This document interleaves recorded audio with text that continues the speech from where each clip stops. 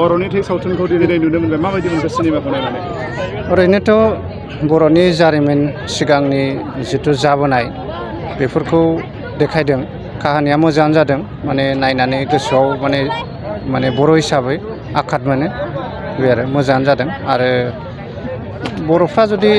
बे सिनेमायाव दिन्थिनाय बायदि जुदि सिगांनिफ्राय सोलिबोनायबा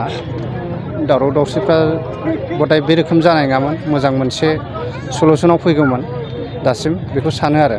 दानि काहानिखौ नायनानै दानि जिथु राजनितिकफोरखौ नायनानै आरो बेबायदि दिहुनबावथों बे सिनेमा सावथुनफ्रा मोजाङानो जादों बेखिनि रायजो राजाफोरखौ मा खावलायगोन रायजो राजाफोरखौ मा खावलायनो बर'नि बेबायदि सिनेमाफोरखौ बयबो नायनानै एसे जिथु बर'नि सिनेमा दिहुनग्राफोरखौ माने एसे मदद होनांगौ जाफुंसारथों आरो बेखौ नायनानै बर' रायजो राजाफ्रा एसे खौसेथियाव जाथों बुजिनानै लानो हाथों बेखौ आरो फानबारिनि बिजनि फानबारि बर' हारिनि माखासे माबाखौ बेरखांहोदों आरो बेयाव मुभिसाव मोजां जादों जों जोबोद मोजां मोनदों